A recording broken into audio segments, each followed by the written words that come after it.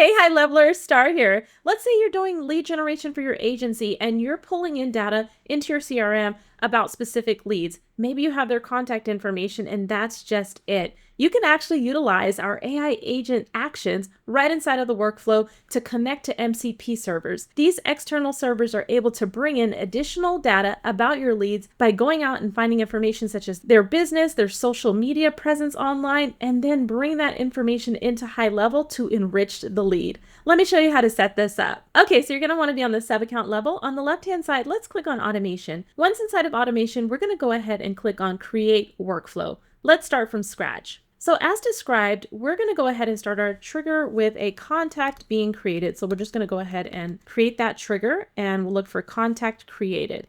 So once this contract is created, we're going to save the trigger. And next we're going to use our AI agent. So we're just going to go ahead and select AI agent. Now, obviously, there are certain things that you can utilize directly in the system. In this case, we're going to use an external tool that would require an MCP to connect into HighLevel. So we're going to go ahead and click on Add Tool. And once you click on Add Tool, just scroll down to the bottom and you'll see MCP. Here's where you're going to add any MCP server connections that you're interested in adding. Let's go ahead and click on Add Connection. Then we're going to go ahead and enter in the connection name, the server URL, as well as the API key. Once we've entered that information in, you're going to go ahead and click on Test Connection. And then once it's connected, you'll see this green confirmation here that it's connected. So I'm going to go ahead and save. Okay, so once it's saved, you'll see that you actually have your MCP connection here, and you can select whether you want it to do a web search or a web fetch. And now you'll see this green check mark appear. Okay, so now we have our AI agent action. We're going to go ahead and give it some instructions and you'll see that our connection is here. We're going to go ahead and save this action.